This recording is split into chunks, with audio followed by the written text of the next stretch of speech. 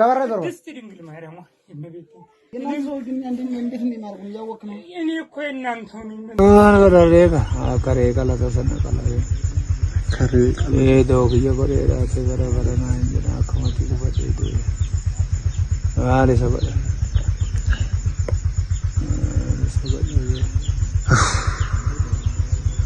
አለ ሰበለ አልታ በትያ ከመቲ ላይ ከመቲ ጀልዳ በተጋ አለ ሰበለ ኒሞኒ barbadaan itti dhufe malee meelasii immoo barbadaa gadi buuse deemte malee. Ani maqaan kiyya Tafarii Zagayyeen jedhama. Aana darra ganda warree gabroo goote. Egaa wanni ani jechuu barbaadu waraanni finxaaleeyyii Amaara Faannoo dargaggeessa umurii isaa waggaa 15 kan ta'e dargaggeessa umurii isaa waggaa 15 kan ta'e Darajjii Amaare kan jedhamu daa'ima waggaa 15 haadhiif abbaan ijoollota qaban keessa ijoollota kaan gaa'ila isaaniitti hin xumursiisanii dargaggeettiin tun ishee qofatu kan warraaf ajajame haadhillee umurii ishii kan umuriidhaan fagaatte abbaanis umuriidhaan kan fagaatee warra tajaajilaa jiru warra tafee isaadha. Finxaaleeyyiin Amaaraa mucaa kana fudhattee jalqaba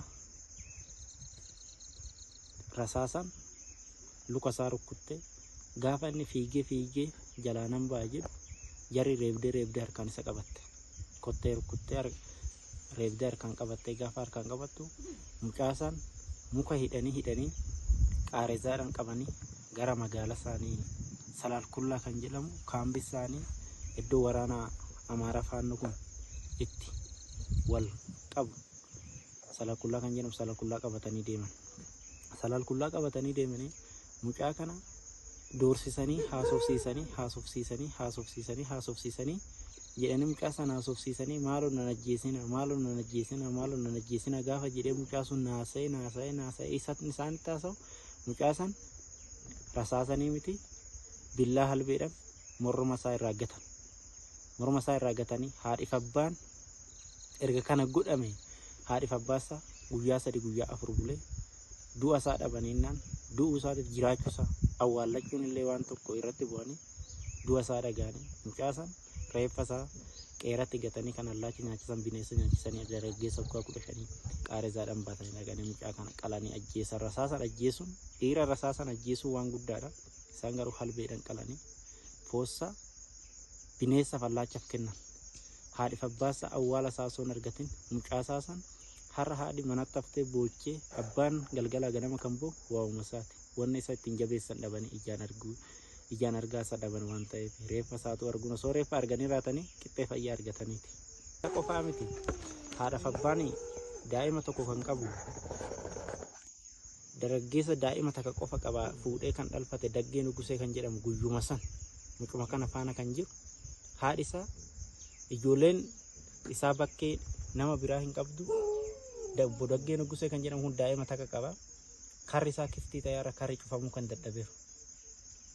Guyyuma mucaan kun akkana ta'e kan Amaara Faannoo kana inni immoo rasaasan handhuura isaa garaa isaa kana waraananii maddii mataa isaa kana qaaroo gurraatirraan kan isa ajjeesanii isas bakkeetti sagatan. Taatee kana hundumaa dhimma Oromummaa dhimma sababa afaan Oromoo dubbanneef dhimma Oromummaatiin uummati keenya kun kan qalame kan qedee kan qeessaa gadhiise qeera godaane dhimma Oromummaatu isaan godaanse. Dachee isaatirraa dachee Oromiyaatirraa buqqaa jedhame. Dachee Oromiyaatirraa buqqa'ii darraan affaannuti kan Amaarati Oromoo inni gaallochi innesu agar sulultaano dhani qofa kanaa isaan isaa buqqisaa jedhama. Buqqisaa haleela ari'a ajjeesa gaafa irra geechan ilma namaa hin dhiisina ilma dhiira irra hin darbina qalaa dha kan jedhani qabeenya isaanii irraa dhuunfadha fudhadha. Gaafa kana iddoo gadhiisee hin deemtu Oromoon biyya hin qabdu darraa keessa teeche biyyi isaanii sulultaatti galanu kan jedhani kanaan nurra deemanii fokkoraniiti. Yaasaminoo Tsiggeelii jedha gaafa fokkoru gaafa nurratti dhukaasu naawuxaa gaalla dhadheetan warraabsaatu garbummaa seernoota darbee garbummaa cunqursaa sirnoota darbee sanarrallee uummata darraa kanarra hin haqamne nutti abaasaa jira. mootummoota darbee sirnoota mililik raawwachaa ture. Akkuma harma muraa duraanis har'allee abboota keenya haadhota keenya kan muraa jira. Harka isaanii kutanii qofa kan horii ittiin haleellatanii galan. Qabeenya uummata keenya kana. Har'uma kana ammoo wanni nuyi yeroo hunda boonyee qabeenyuma ishee jirtu kana karaa ishee sabasabannee ishee walitti qabannee nyaannu hin qabnu. Hin nyaannu karaa nyaannu hin qabnu. Nurraa fudhadhaa inneetis qaama mootummaattis iyyine qaamni mootummaa furmaata nu gachuu dide. Qoota diinni nyaatu mootummaa naa nyaatu illee iyyenne furmaata nuun kennine mootummaa. Horii taanii harka nurraa kutanii horii ittiin haleellatu isa jette kana akka jechama wayiiti moo waan qabatamaa? Waan qabatamaa. Attam? Waan qabatamaadha. Waan qabatamaa harka kuteetoon han horii haleelu. Gaafa ammuma bara 2016 keessa asuma harboo raachoo keessa jaarsa isa hin qabne iyyuu harka kutanii horiin ittiin yahoo ichaateen ittiin horii haleelanii galan qorroo ganda barbareetti irraa qabe. Kun iddoo as bichaaf miti ganda warree gabroo kana bichaa irratti miti. Asiiyyuu waan akkasii tokko ta'eera. Asiiyyuu waan akkasii ta'ee jira. Asii ganduma asii keessa dargaggeessa umurii isaallee naannoo waggaa 18 hin ta'a. Obbo Sarruu Shumatee kan jedhamu akkas godhan taatee akkasii irratti raawwatan. Dubartii Shittee Dubbaalee kan jedhamtu osoo ishii fiigdee alaan dheeffee jirtu rasaasaan rukkutanii tafa keessa ishii baasan mucayyoo tun irra fiichee jirti. Dalagachuu kan hin dandeenye daa'ima. Adaada ishii fudhattee fiichee ol kaawwattee jirti amma mucayyoo daa'ima dubara waggaa 15 taatullee ishiin. Mucaa ammaati jettu kana haa eewnaan jette kan harka isaa irraa kutanii horii ittiin haleellatanitti. Horii ittiin haleellatanii artifishaalii kanatti godhanii. Eenyu itti maqaatan? Sarruu Shumateedha. Hayyee. Sarruu Shumateedha maasuma gooxi masuurii keessa ganda warree gabrootinnis guyyuma san haleellan kun irra dhaabbatanii as faraarraanii isa rukkutan. Hayyee. Gaafa kana mucaan kufnaan ajjeesni ani kan irraa deemanidha. Harkaan qabanii deemanii tedduma Saralqullaa jedhamu magaalaa faannoodhaaf jedhanii kenname kana keessatti hin qalanii jechuudha. Dubbisanii maal jedhanii doorsisanii albeedhaan caqacaqanii cuubee adda addaatiin asiin qaama isaa mulluma tafattafanii sanirraa kan hafe dhumarratti hin qalanii jechuudha daa'ima kana. Maqaan isaa eenyu naan jetta? Darajjee Amaaree Asfaa kan jedhamu. Hayyee. Akkasitti hin qalanii guyyuma sanii guyyaan jaartii waggaa 85 rasaasan rukutanii raawwatanii baatanii ibiddatti gatan. Eenyu jaartiin kun maqaa ishee beektu? Maqaa ishee amma tokko nan raffadhee haadha Cabar jedhamti. Inni immoo jiruu daadaa gooxii dhanqaa jedhamu keessatti. Akkas godhanii kana kaa jaarsotii abbootii gadaa jedhamu namoota lama Ayyalee Kababoo kan jedhamu jaarsa biyyaa akkasuma abbaa gadaa biyyaa uummata namoota lubbuudhaan wal ballee ajjeesillee an araarsa turan. Jimaa Sanbatoo kan jedhamu nama umriin isaa waggaa 78 ta'u jaarsa biyyaa kanaanan beeku. Deemuu hin danda'u harkaa qe'eetti argatanii kan ajjeesan.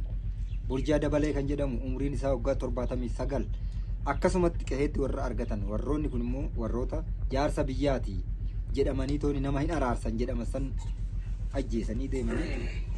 Kun hundumtuu Oromoo waan ta'aniif Oromoo waan ta'aniif qofa Oromoo lafarraa duguugudha jedhamee tooni argatanii naan dhahanii jechuudha. Namoota kanneen kaan immoo namoota 50 ol qonnaan bulaa maqaa isaanii duraan kaasatii turre. Namoota 50 ol hin taane jechuudha osoo lakkoofne kan ajjeefaman. Argatanii awwaalaniiru maatiin isaa moo attamitti? Hin arganne achumaan hambifatan.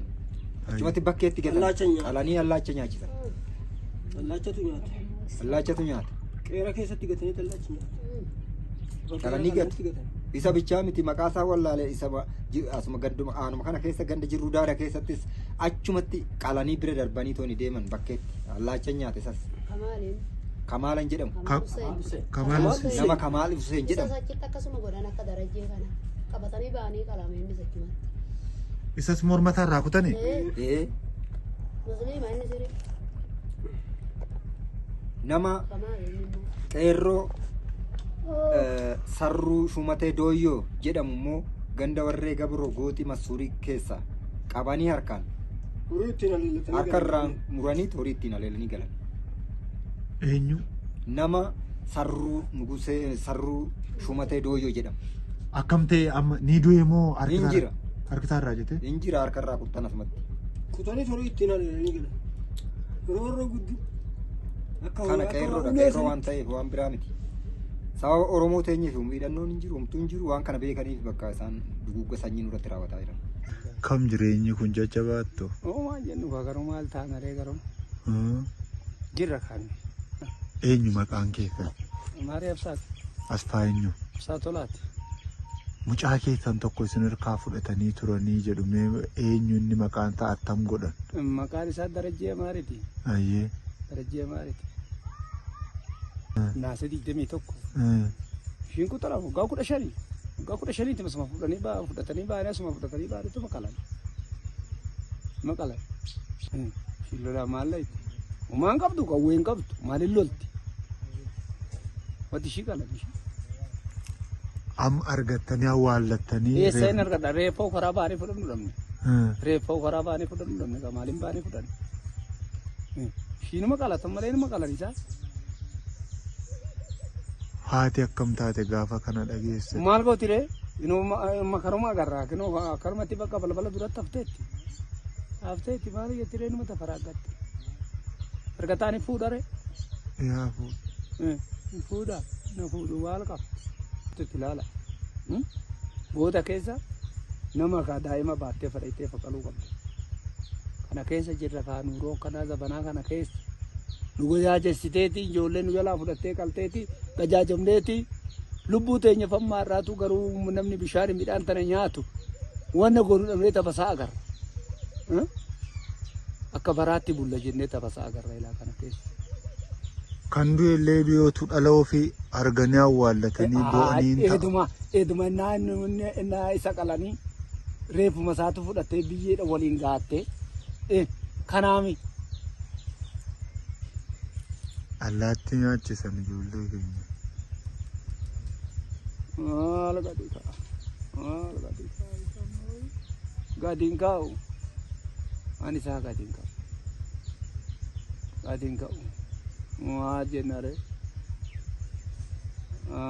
Marribaan nu gubee tammaa irraatittu namni bishaan midhaan nyaatu tun ennee teenya malee. Akka isaa sanitti diroo eeggannaan malee. Maaltu nuuf?